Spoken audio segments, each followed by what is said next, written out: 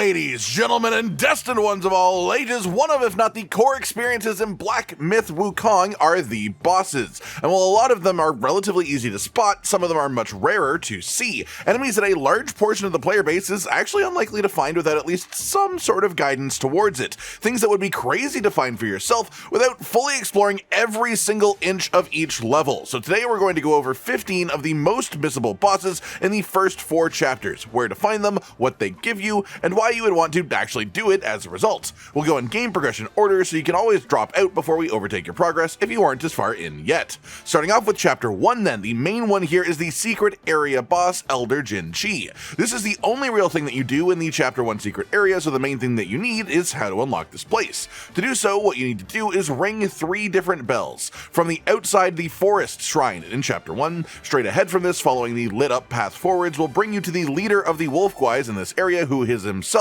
an optional boss that gives you a very powerful transformation spell. Defeat him and you can then walk 10 feet behind where he was and ring a giant bell. Moving on to Guang Mo, who is a main path boss near the Snake Trail Shrine, and after you kill him there is a main path that goes through the torches to his right, or alternatively, somewhat hidden in the back of this boss arena is a short path to the next large bell that you can ring. Then after that, March of the White Mist Shrine is right before another main path boss, but after which the progression path is the cave on the right, that's very obvious, or instead you can slip through a little tunnel and again the back of the boss arena towards the final of 3 bells. Ring it and you will be teleported to chapter 1 secret area with the secret boss itself. Defeating this boss will give you the fireproof vessel item, which is the only vessel that you will have, at least until you finish another secret area, and it also gives you the ability to craft the bronze armor set at shrines, which has set bonuses and effects for boosting Immobilize as a spell, which is very strong, and reducing its cooldown, which is especially good for the time in the game when you can actually get it yourself. We will do another chapter 1 boss, but it does have a later chapter requirement, so let's talk about the next boss, which is in chapter 2 first. And this one is pretty missable, but it sort of depends on how you did a mandatory fight. The King and Second Prince of Flowing Sands. If you kill the prince first, the king will escape alive in an end cutscene to the fight, but if you kill the king first, you end up having to kill both, because the prince doesn't run away. This is the technically correct ending of the fight if you kill both of them, but it also changes this next optional boss, which is the first Rat Prince of Flowing Sands. From the Valley of Despair Shrine, if you enter the cave mouth in front and you left the king alive, a cutscene will play and the first prince will spawn in automatically. If you killed the king, you have to actually manually drop into this pit and then use the interact prompt right up against the ledge of the cliff. For defeating him, most of the actual reward is just a key item to use for a later secret in the chapter. An extra tidbit that comes up with him then is one wall of his arena is man-made rather than a cave wall, and you can actually bait him into smashing the wall, which leaves a crack that you can then interact with after the fight. If you fail to cause this to happen during the fight though, you can actually put a crack in the wall yourself with an item like the Wandering White Headbutt Spirit Attack. Go into the wall then, and here you will find the Long Scales key item, which is, well, key to multiple bosses on this list as well. And this item alone is part of why some of these bosses are hard to find, because the item itself is quite obscure in the first place. With that though, head back to the chapter 1 and the Outside the Forest Shrine. And on the very far back left side of this open area from this spot, you will find a pond culminating in a waterfall coming down from above. If you have the Long Scales item when you walk near this waterfall, you can then interact with it to remove the waterfall and unlock the optional boss that is hidden behind it, Red Long. This one gives you some solid materials after you kill it, the Boshan Sensor Curio that gives you damage reduction when you are out of healing gourd charges, and one of the required crafting materials as well for the Long Staff, which is one of the better options that you can eventually get by the end of chapter 2. Speaking of which, back to chapter 2, from the Rockrest Flat Shrine in the Fright Cliffs region, which in itself is optional, take a right turn and head up these stone stairs built sort of into the terrain to find a waterfall made of sand, essentially just at the top. Again, because you have the Long Scales key item, you can then use the interact prompt here to start another hidden boss, the Black Long. This guy is, I would label it as a bit of a gimmick fight, honestly. It can be difficult, but if you find yourself start struggling, you should try using your puzzle-solving brain a bit more than just your dodge timing brain. The actual rewards for this fight then are the Tridacna Pendant Curio for a slight cooldown reduction to all spells, which is actually quite good, as well as the second main required material to craft the Long Staff from the previous entry, though you probably can't actually make it until you've killed some of the heftier bosses later in the chapter. The next boss that is a secret boss here is actually Shigan Dong, who you can interact with the head of in the Stone Vanguard boss arena to summon, but only if you have previously collected 6 of the Buddha Eyes key item. As for where those are, from the Squall Hideout Shrine, immediately behind where you spawn is a statue that you can absorb eyes out of, A second and third one of these statues that you can absorb from are found along the path through the cave on the left from the shrine, if you pay attention for chanting noises as you go through. The fourth one, directly right from this shrine, there is a stairwell in the distance that you can follow up to next to the balcony, where you can then pull them out of the statue's head at the top. The fifth is straight ahead from the Squall Hideout Shrine, not in the ditch, but above the ditch, just a short walk forwards past it. Then the sixth eye is right to the left of the Rock Rest Flat Shrine itself, right before the boss fight. This boss has a cool special interaction if you summon it before doing the Stone Vanguard, where it straight up executes it, which gives you full rewards and is extremely cool. And when it dies, your main reward is the main material for the Cloud Patterned Stone Staff, which is another really strong Chapter 2 availability weapon, 60 attack, 30 defense, and the unique effect of boosted damage for smash stance charged heavy attacks. And if you think that you're past this point, if you're in further chapters and you're looking back at this and thinking that weapon isn't worth enough, it is the first step of a two-step weapon that you can unlock the second stage of much later in the game, which is also quite good. Then we are moving to probably the rarest boss of the chapter, the Mad Tiger. From the Windrest Hamlet Shrine in Chapter 2, following ahead will eventually just bring you to the Tiger's Acolyte boss, no matter how you do it. And defeating this boss will give you the Rattle Drum key item. You need to then bring this drum to 3 specific places and use it. The first, from the Windseal Gate Shrine, is north across the bridge and up the path, around and across the wooden bridge, then take a left and under another bridge, and then the screen will start to change colors as you approach, and an interact prompt will appear. Do this interact, kill the enemies that will spawn afterwards, and then you can move on to the next place. The second spot then, from the Windrest Hamlet Shrine once again, this time backwards from here, and then take a left into the actual village itself, and another left into this corner in the distance for the screen effect to then start happening again, and another interact prompt will show up, so repeat the same process from the last time.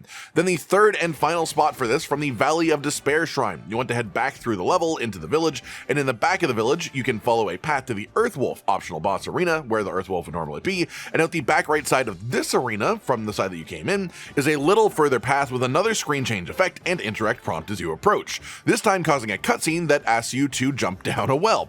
Do that and you will find the Mad Tiger boss fight, honestly one of the more important and more interesting ones on the level, and if you beat him you get his spirit for use, but probably more importantly there is a chest in the room as well with the Plaguebane gourd. This cuts health recovery in half, which is dangerous, sure, but also gives you a damage boost after using your gourd. Very much just extreme risk reward as an item. Then finally for Chapter 2, it's sort of a string of multiple important invisible bosses, as it involved the proper secret area for this chapter. To unlock this then, from Rockrest Flat Shrine, head in a straight line forwards to find the Boar friendly NPC. Give him a sobering stone, of which you can find one in the Windrest village that we talked about earlier. From Windrest Bridge, head forwards across the bridge and take a left up some stairs, then take a right up another set of stairs, and then in the back left corner of this large area is a wall with a section smashed open, inside of which is a glowing vase, with this item inside when you break it. Bring it to the Boar Man and he'll get right up, then he moves to the outside of the Crouching Tiger Temple, just to the right of the boss room for the Tiger Vanguard main boss in this section. He will then ask for a Jade Lotus, which is a standard plant consumable item, so you can actually give it to him quite easily probably. Then he goes back to his original location. Come back here and he will have an interesting reaction due to you having the R-Hat gold piece that you got from killing the first Prince boss that I talked about earlier.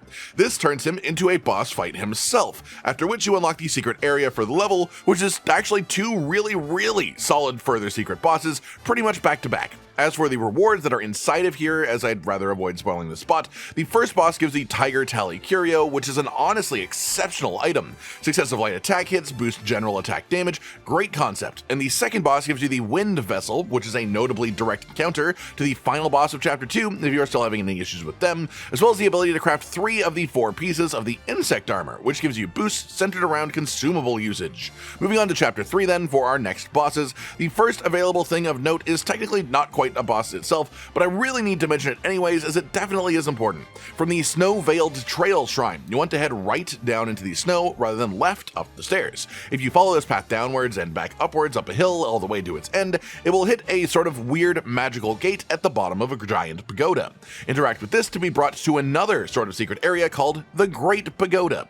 Early in this game, the only thing that you will find here is an actual shrine that you can sit at and collect, but this area is very important because it is tied heavily get to the true ending of the game, the correct ending.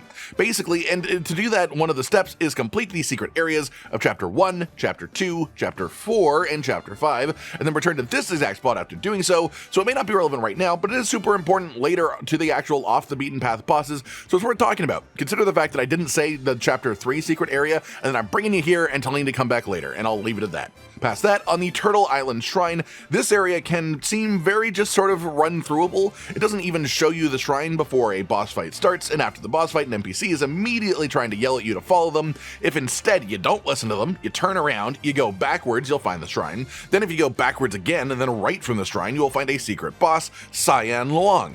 From my knowledge, he will remain a statue unless you have already defeated the first 2 Long secret bosses behind the waterfalls, in which case he will come to life and then fight you. The rewards for killing him and defeating him are pretty plentiful, honestly, but most notably, the Breath of Fire Soak for your gourd, which increases the damage of the Unveiling Strike for Cloud Step for a few seconds after you drink from your gourd each time, and the first of 2 main required materials to craft the Golden Long Staff as well, the first acquirable mythic weapon in the game, though you won't be able to actually make this fully until late Chapter 4 at the earliest. It's worth mentioning. Moving on to the North Shore of Bitter Lake, this one is probably the most missable on this list because it is quite literally missable in the sense that once you go past it, it will be gone if you didn't do it. You can't come back. This is the Apramana Bat. From the shrine itself, you simply head right and follow the coast all the way along to some giant snake bones. You can interact with the skull, but if you do it with Zubaji in the party following you around, then this bat optional boss will spawn in to fight you. Later in the story of the chapter though, this follower NPC will stop being your personal follower. Once that happens, this Apramana Bat boss will no longer spawn even if you go to the right place. So it's a neat little detail here that if you're not too late to miss it, you can go and do this, but once it's gone, it's gone. That said, the reward isn't massive, it's not the biggest thing to miss, mostly it's just the bat's own spirit, really. Then after that we have the green-capped martialist, who is somewhat hidden, but mostly just very, very important. To start the unlock from the North Shore of Bitter Lake Shrine once again, this time we're going to be heading left instead of right and following the path lit by fire, as this actually usually leads to important things in this game. That's an important thing to be aware of. As you approach a large building in this direction, you'll find an NPC being harassed by Batguys. Kill them and then exhaust his dialogue, at which point he will move to his next location, and said location is the Towers of Karma shrine later in the Valley of Ecstasy section. From here, immediately ahead and to the right, you will find him sitting around complaining about just how cold it is. Walk up to him and then cast Ring of Fire, which you got earlier in this chapter as a new spell, and then a cutscene will play. Then we move to the Brook of Bliss shrine in the same general region, and from here you cross the bridge right beside the shrine and then head down the descending sloped pathway to the end of the little body of water, to some torches that are at the end of this right on the cliff edge, which signify a point that you can actually safely jump down. Follow this path downwards then to the bottom to find the Melonfield Shrine and activate this before walking into the only thing beside it, a room which activates the green-capped martialist boss fight, but only if you've done the other 2 steps of this quest.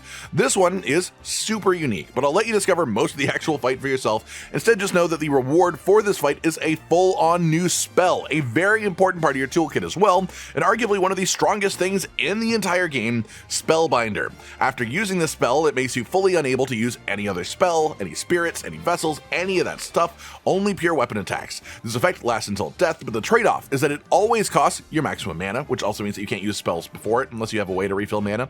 It converts the mana that you spend on it, though, into a raw attack bonus, every point of mana into some attack, easily able to more than double what your base weapon attack was before you had it active.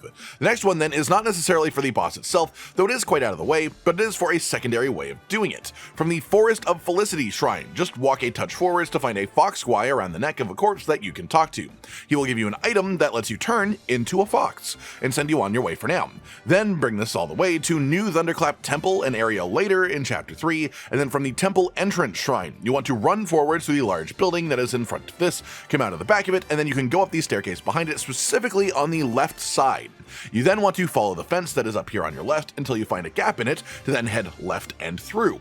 Then you can go into the building in this little courtyard to find stairs inside that lead up to the second floor, head out of the back side of this building once you're on the upper floor, and you will then see an ominous staircase showing up in front of you. Make sure that you enter fox form up here with the key item before going up these stairs, and if you do, you will get a unique cutscene and an interaction with the optional boss, the Non-Void, who has deep story roots connected to this fox. You may have even seen the cutscene that actually explains their story before this chapter, but defeating the Non-Void boss itself gets you his spirit, which is is alright, but if you then go back to talk to the fox at the original shrine, you will also get a curio that increases the duration of all transformation spells, so that's actually quite good too.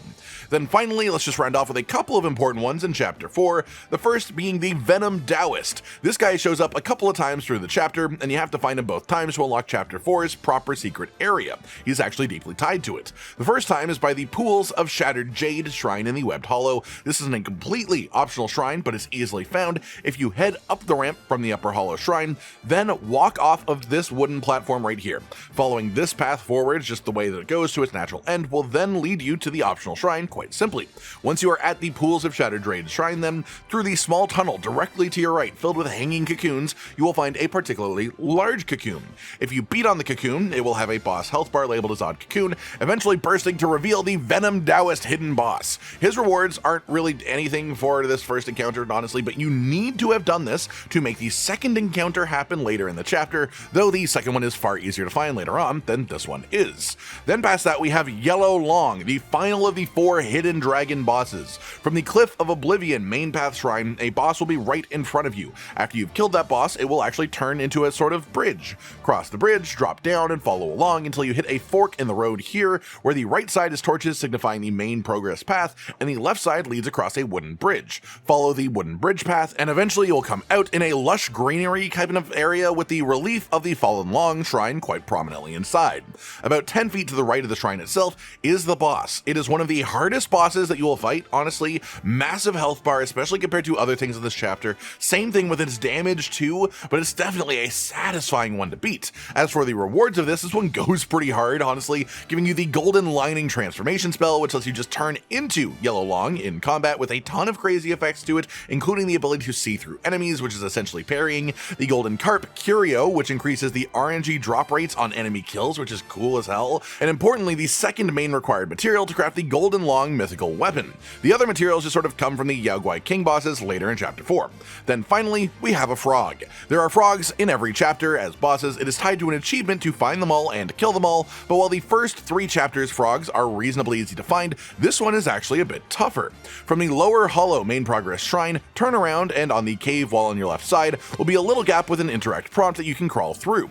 There is a meditation point in here, but if you then turn back around after, you will see an even further path that you can take from here along the upper section of this tunnel.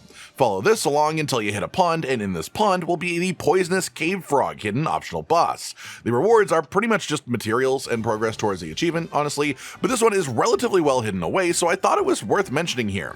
That just about does it for today then, everyone. 15 secret bosses from the first 4 chapters of Black Myth Wukong, with a mix of things that are hard to find or generally lesser known, or just things that are really important to kill but not necessarily mandatory to fight in the first place. As well, the location of the Great Pagoda, which I cannot stress enough not to forget about before finishing the game if you want to experience all the cool stuff that it has to offer. I hope you've all enjoyed this then, and hopefully it helps you to truly complete your journey to the West. Like if you liked the video, subscribe to the notification bell for more, and most importantly, ladies and gentlemen, until next time, stay sweet. Josh, Cotton, and Hollow with the videos, dropping the humor like a hammer on your tippy toes, bringing entertainment on a daily arrangement to take our insanity and turn it into entertainment. Yes, I said entertainment twice, to reiterate that it is nice to look into your faces on a mostly daily basis when you let us in your homes to make the whole world a stage. Goodbye.